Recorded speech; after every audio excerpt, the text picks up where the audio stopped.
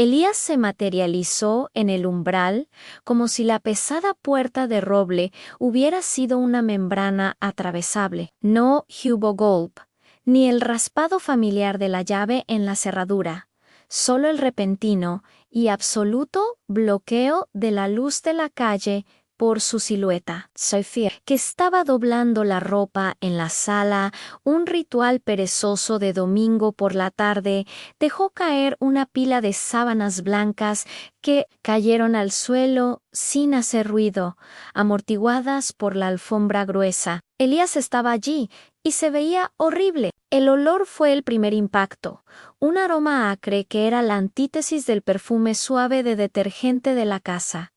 Una mezcla pesada de tierra mojada, ozono quemado y un dejo metálico que recordaba al cobre oxidado o a la sangre seca. Sus ojos, normalmente tan serenos y claros, estaban enrojecidos, rodeados por un halo morado de privación de sueño. El traje de paño gris que había usado el viernes por la noche estaba rasgado en la rodilla derecha y salpicado de una fina capa, de un polvo grisáceo como ceniza volcánica que Sofía nunca había visto antes en la región. Elías, susurró ella, la voz atrapada en su garganta.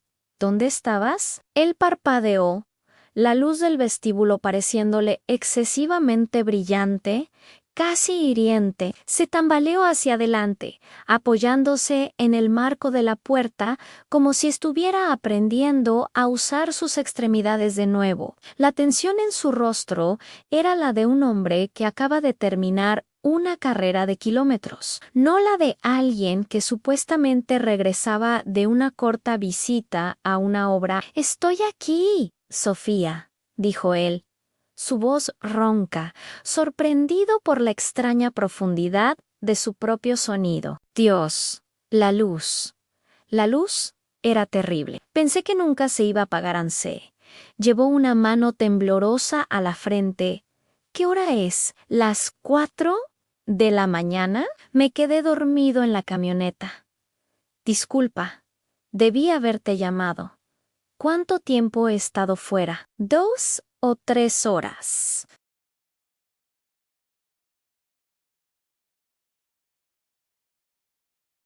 Era domingo Domingo. Ella avanzó lentamente, sin tocarlo, temiendo que se desvaneciera o se rompiera.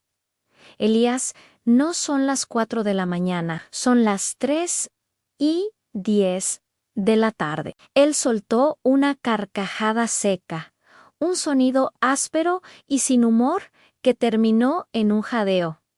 ¿Bromeas, mi amor?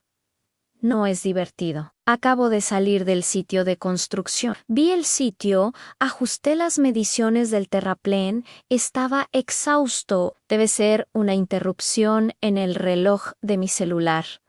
¿Es sábado por la mañana? Sofía tomó el periódico que estaba sobre la mesa de centro, el que tenía la fecha claramente marcada en la parte superior. Las sábanas blancas, abandonadas, eran un cruel recordatorio de la paz que ella había intentado mantener durante 2 días completos de terror silencioso. Es domingo, Elías repitió. Su voz ahora firme, cortando la confusión como un cuchillo. Te fuiste el viernes a las 10:30 de la noche. Hemos estado buscándote a la policía. La policía ha estado aquí. Has estado fuera por 3 días y medio. 77 horas para ser exactos. Elías se quedó inmóvil. El concepto de 77 horas chocó violentamente con la vívida memoria de la oscuridad que acababa de abandonar. En su mente, había salido de la casa conducido unos 20 minutos hasta el lote vacío, comprobado la estabilidad del suelo sentido, una oleada de fatiga, cerrado los ojos un momento y de repente la luz cegadora había vuelto a encenderse y él estaba frente a su propia puerta.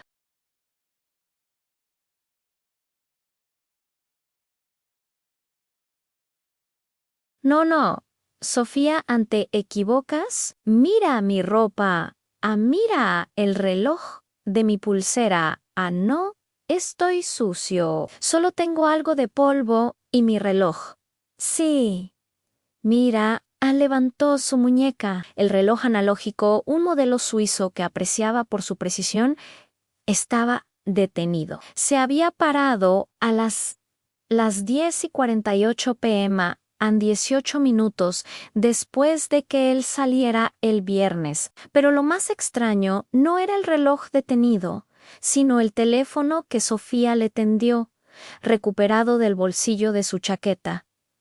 Ella había verificado su estado al encontrarlo. La batería, que debía haber agotado su carga en esa supuesta inactividad, mostraba un inexplicable 71%. Los registros de llamadas y mensajes terminaban abruptamente a las 10:35 p.m. del viernes. Y lo más incomprensible de todo, su aplicación de salud que registraba sus pasos mostraba una actividad frenética y constante durante las primeras 6 horas del sábado, y luego un silencio total, una muerte digital, a pesar de que la batería seguía viva. El problema que se cernía sobre ellos no era la mera ausencia, sino la disonancia temporal absoluta.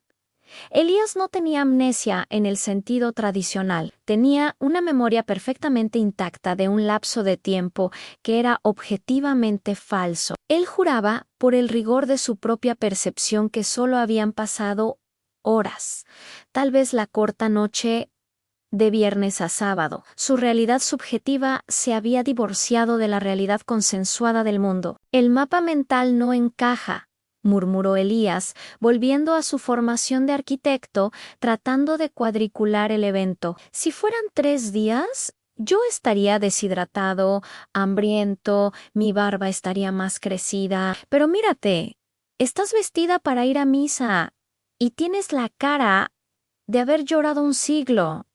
¿Qué me estás ocultando? Sofía, exhausta por la espera y ahora golpeada por la irracionalidad de su regreso, se permitió un momento de ira desesperada. Tú estuviste en un agujero negro, Elías. ¿Qué crees que hicimos? Llamé a tus hermanos, a la policía local, pusimos carteles. Tu camioneta fue encontrada esta mañana, estacionada perfectamente a 2 kilómetros de aquí, cerca de la vieja cantera abandonada.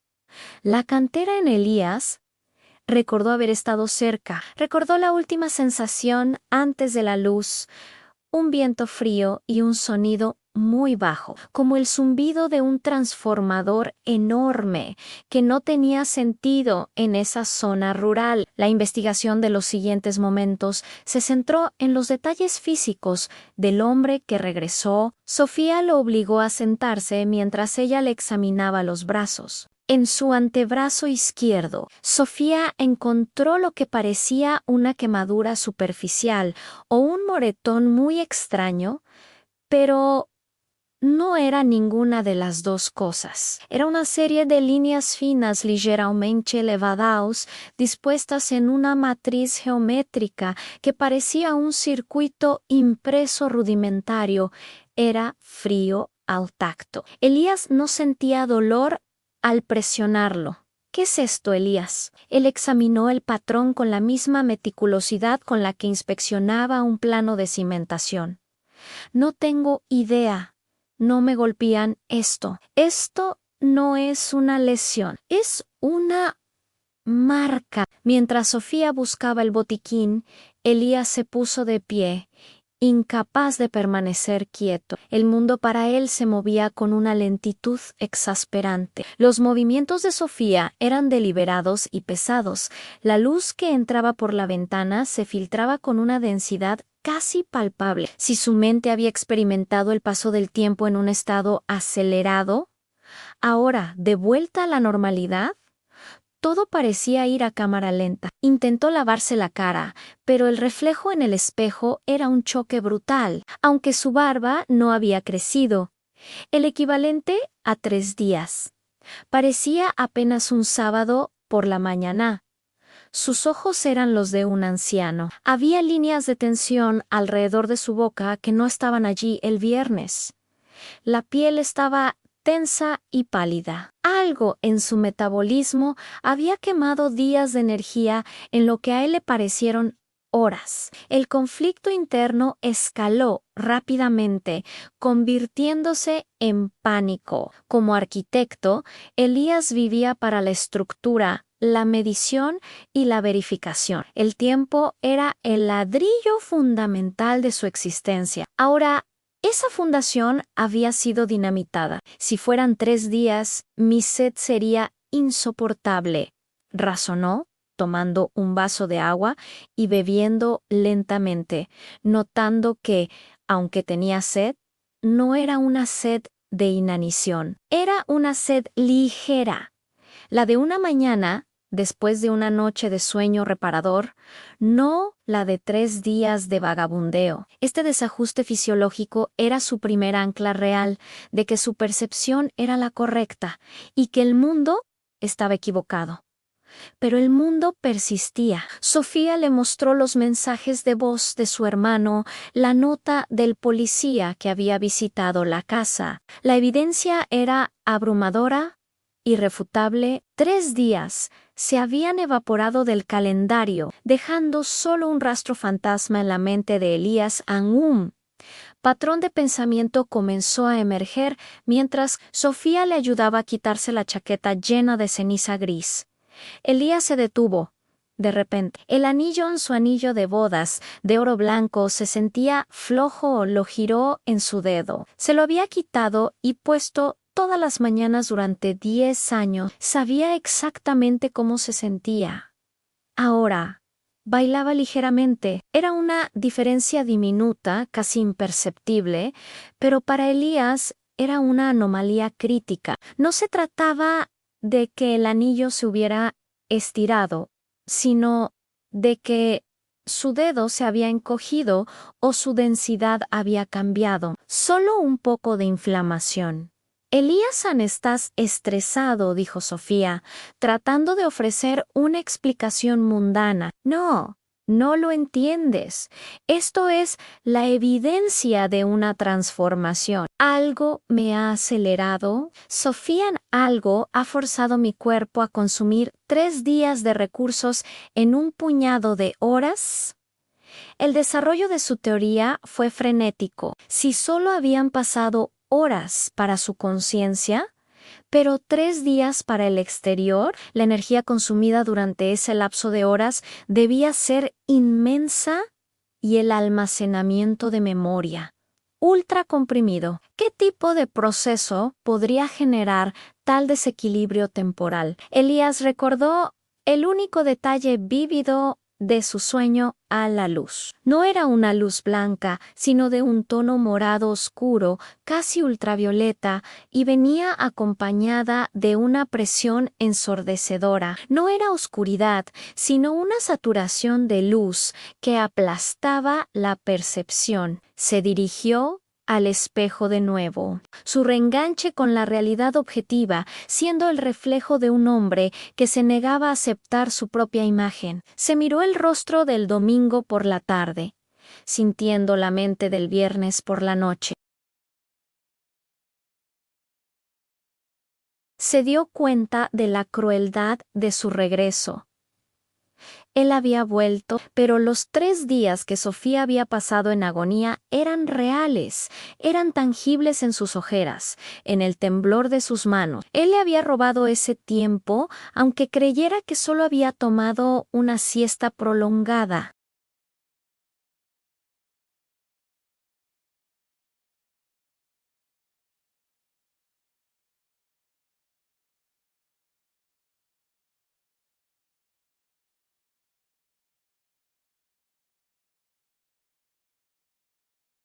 Quiero un pequeño guijarro, perfectamente liso y oscuro, del tamaño de una moneda. No era una piedra común. En esta región, las piedras eran dentadas, calcáreas,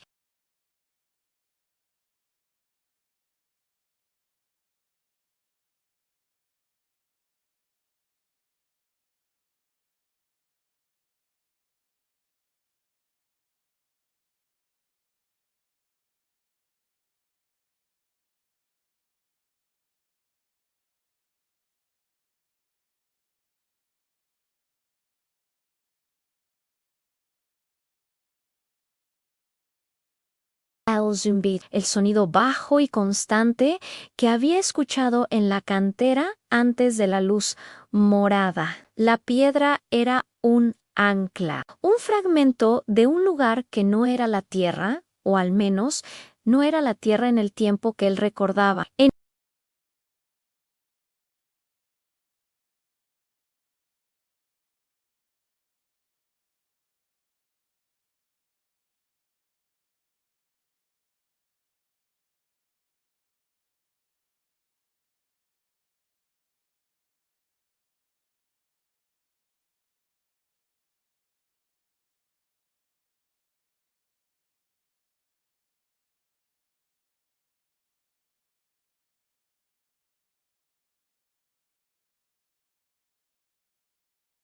El polvo gris no era ceniza, era el residuo de ese otro espacio. La marca geométrica en su brazo era la evidencia de que había sido manipulado o, peor aún, había interactuado con una interfaz. La conclusión fue escalofriante. Había vivido un proceso, un evento, que duró subjetivamente solo unas pocas horas, pero esas horas fueron el equivalente a 3 días de energía y tiempo para el universo circundante. Elías miró a Sofía, en el miedo. Había pasado de ser un temor a la desaparición a un horror cósmico. Él había regresado, sí, pero no había regresado vacío. Había traído consigo una discrepancia, un fragmento de tiempo robado, encapsulado en su propia fisiología, evidenciado por el anillo que bailaba en su dedo y la fría piedra en su mano. La ausencia no había sido un vacío, había sido un intercambio. Ahora, la tarea no era explicar dónde había estado, sino qué había hecho durante sus horas aceleradas, y por qué el universo había elegido pagar el precio de esos 3 días en la estabilidad de su hogar. Se había abierto una brecha la realidad, meticulosamente construida por el arquitecto, comenzaba a desmoronarse. Elías sabía, con una certeza que superaba la lógica, que el evento de la cantera solo había sido el preludio de algo mucho más vasto y peligroso.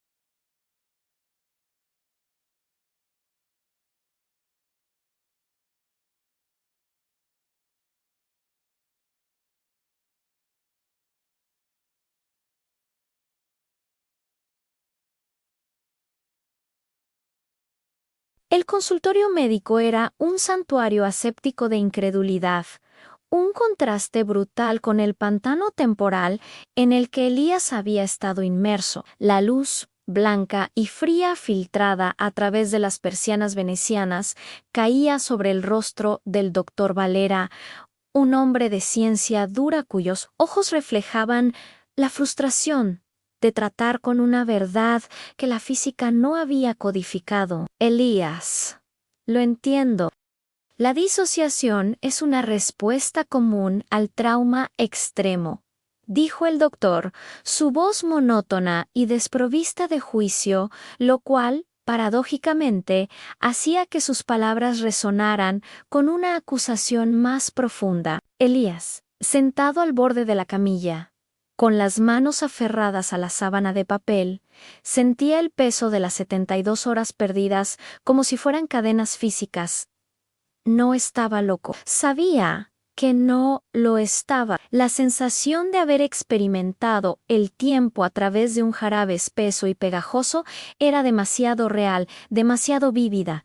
Doctor, usted me pregunta qué comí, qué bebí, cómo sobreviví al frío de la primera noche. Su voz era un susurro ronco como Papal de Leyam, pero es que no hubo 3 noches, solo hubo un anochecer que duró lo que la Tierra tarda en girar 3 veces. Este era el segundo gancho, la expansión del conflicto. Elías no solo afirmaba que el tiempo había pasado lento, sino que la propia mecánica de la existencia se había ralentizado a su alrededor, mientras que su conciencia interna, su percepción subjetiva, se había mantenido a un ritmo casi normal o quizás incluso acelerado para compensar. La contextualización se enfocaba en la dualidad de la cronología. El reloj de la pared avanzaba tic-tac-tac, a un ritmo mundano, implacable.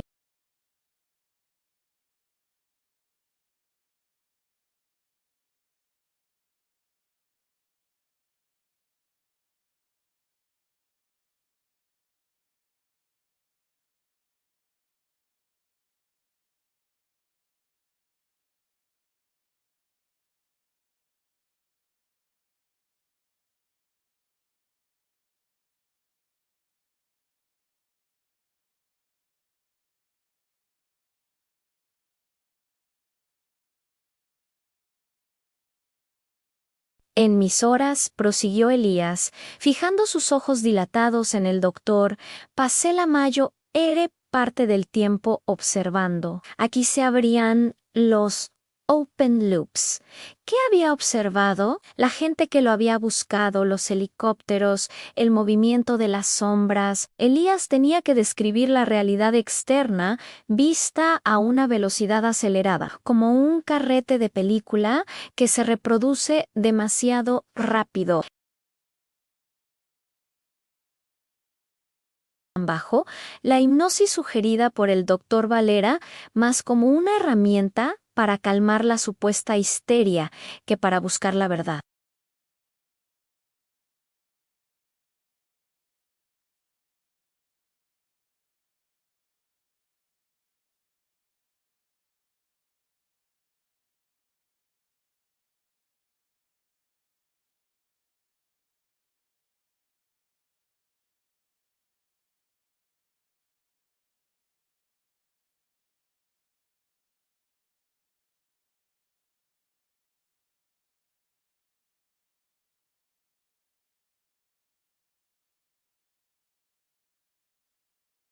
¿10 minutos para un segundo? Si esta proporción era cierta, el cálculo era aterrador. Un minuto real se sentía como 10 horas. Una hora real se sentía como 25 días. Sus 72 horas, 3 días habrían sido, para él, apenas 432 minutos, o 7 horas y 20 minutos. La matemática coincidía perfectamente con su percepción. 7 horas y 20 minutos de experiencia subjetiva para 3 días de realidad externa. Yo no estuve perdido en el sentido geográfico, doctor. Estuve perdido en el sentido cronológico. Estuve en el borde de algo, una burbuja, un pliegue. Elías relató el momento en que se dio cuenta de la magnitud de la distorsión. Fue la primera noche que para él fue la primera estaba cerca de un viejo roble. El punto donde, según recordaba la policía, lo habían estado buscando intensamente. Escuché el ruido. Era mi nombre distorsionado, como si alguien estuviera gritando bajo el agua o si yo estuviera a kilómetros de distancia.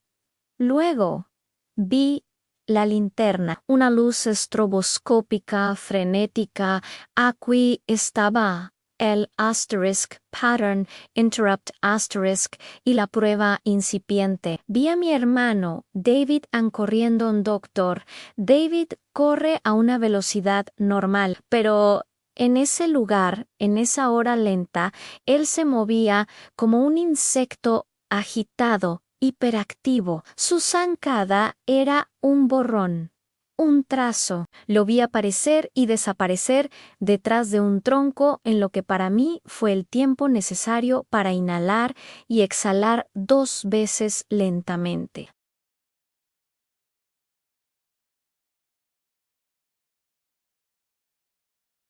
Para Elías, Ese movimiento había sido comprimido y acelerado a tal punto que era incomprensiblemente rápido, una ráfaga de movimiento que desafiaba la percepción humana. Vi el helicóptero en el cielo nocturno. Parecía congelado, moviéndose con una parsimonia monumental.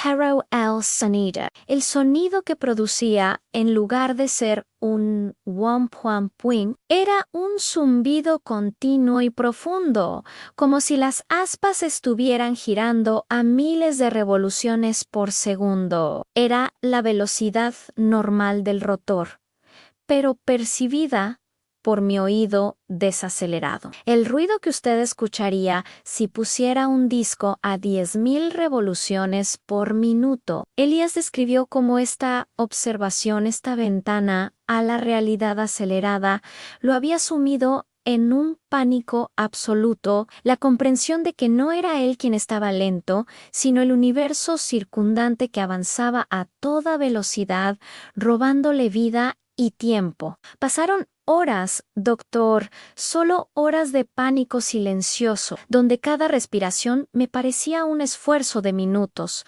donde la sed era una agonía que se extendía interminablemente. Y mientras yo sufría la parálisis de la percepción, afuera, mi familia sufría la desesperación de un día entero, luego otro y luego un tercero. El reengajamiento llegó con la revelación de la marca. Elías levantó la mano y señaló una pequeña quemadura apenas visible en la parte posterior de su cuello. Esto fue lo que cerró la brecha, dijo Elías, su voz cargada de una extraña resignación. Casi al final de mis horas, cuando el sol se había movido apenas unos grados en el cielo, percibí un pulso, no un sonido, sino una resonancia que sentí en la médula. Era el pliegue deshaciéndose. La burbuja se rompía. En ese instante, todo se aceleró para mí, o, más precisamente, la realidad externa se desaceleró a mí. Ritmo. En ese momento de transición, de resincronización forzada, Elías había estado tocando una roca cubierta de musgo que emanaba un calor sutil. Cuando el pulso de realidad lo golpeó, sintió un fogonazo doloroso y fugaz, una sobrecarga de energía temporal. La quemadura era el punto de contacto con el motor que había mantenido el pliegue. El Dr. Valera, aunque aún escéptico, no podía ignorar la coherencia matemática y el detalle físico. Ordenó escaneos cerebrales, buscando daños en el lóbulo temporal o signos de lesión isquémica, algo que justificara la narrativa. Todo regresó normal. Aquí se acercaba el clima, la gran revelación que cerraría el círculo de los 3 días. ¿Recuerda, doctor, la foto que tomamos cuando me encontraron?, preguntó Elías. El doctor Valera asintió, refiriéndose a las fotos forenses de la escena del rescate. En esa foto, yo estoy arrodillado, desorientado, con la mirada perdida. Detrás de mí hay un árbol de ébano con una cicatriz en la corteza. Sí, lo recuerdo. ¿Y qué? Elías sonrió, una expresión vacía y terrible. En el tiempo normal, David me encontró un domingo por la tarde.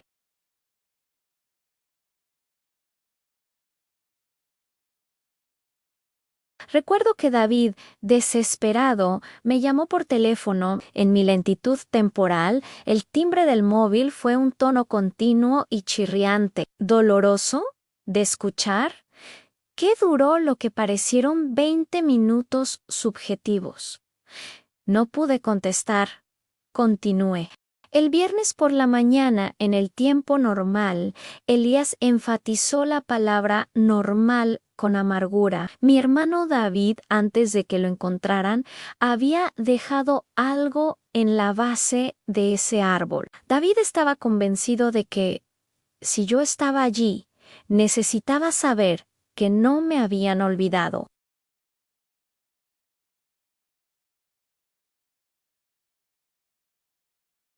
Un símbolo que representaba nuestro primer recuerdo compartido. Elías describió el símbolo una estrella de 5 puntas, con un círculo incompleto alrededor. El doctor Valera tomó un respiro profundo. Esto era lo imposible. Si Elías solo había experimentado 7 horas, no podía haber estado en el área del árbol durante el viernes. Si el tiempo se hubiera desacelerado después de que él llegara a la burbuja, sus horas solo habrían transcurrido durante el domingo. La policía asegura que ese símbolo fue tallado el viernes al mediodía. Lo sabemos por la naturaleza fresca del corte en la corteza. ¿David lo confirmó? Exacto, doctor David, lo confirmó. Pero déjeme decirle lo que vi. Durante mi hora que coincidió con lo que ustedes llamaron el viernes al mediodía, yo vi a David llegar a ese árbol.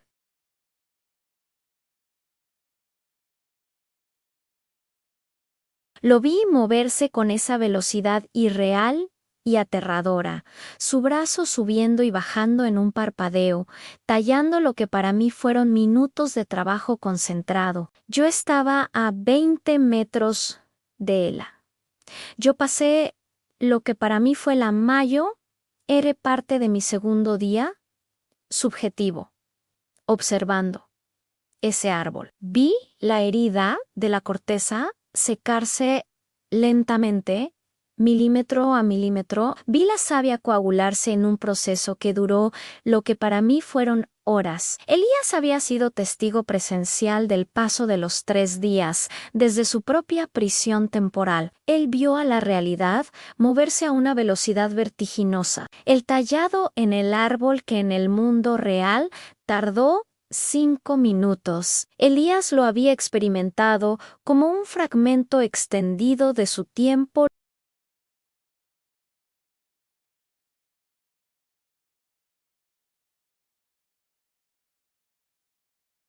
El doctor Valera se levantó bruscamente. El sonido de su silla raspando el suelo rompió la tensa quietud. Ya no había espacio para el diagnóstico de psicosis. La verdad era ineludible y escalofriante. Elías había regresado de un lugar donde las leyes de la física newtoniana se habían suspendido temporalmente. El doctor Valera, con las manos temblando, llamó a seguridad para que David, el hermano de Elías, confirmara por enésima vez la hora exacta del tallado. David, por supuesto, repitió, viernes al mediodía. Elías, dijo Valera. Su voz, ahora una mezcla de asombro y terror existencial a lo que describes, es una dilatación del tiempo en reversa.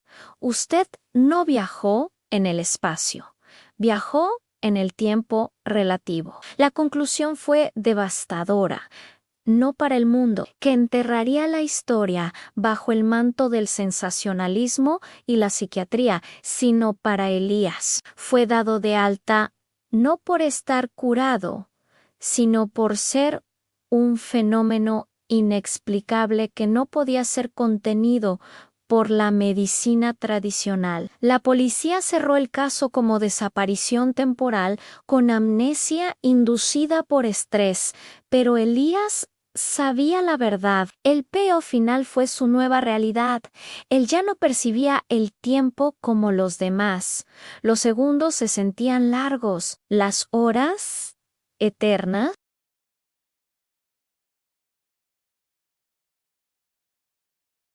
Cuando alguien hablaba, Elías percibía cada articulación, cada inflexión microbiana de la voz, como si la estuviera escuchando a la mitad de su velocidad normal. Las películas eran insoportablemente lentas. La música, una tortura de notas extendidas.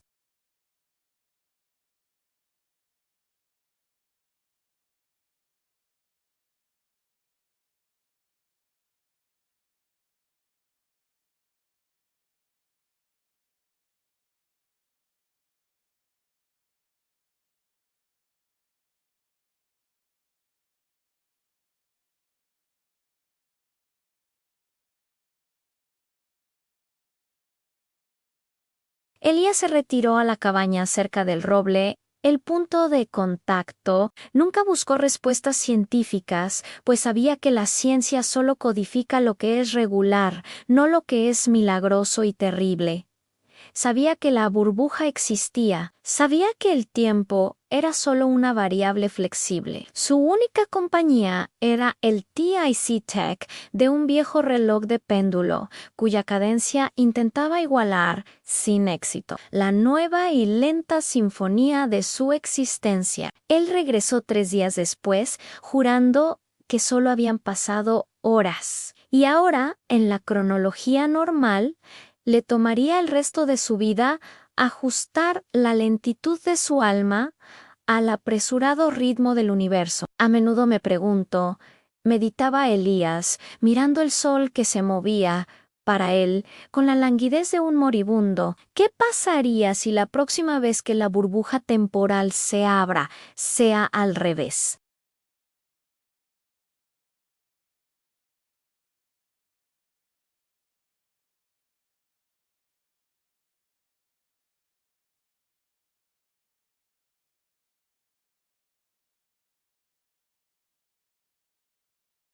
Piensa en esto: si un día de vida puede sentirse como 4 horas, ¿qué tan rápido está realmente viviendo el tiempo que le queda?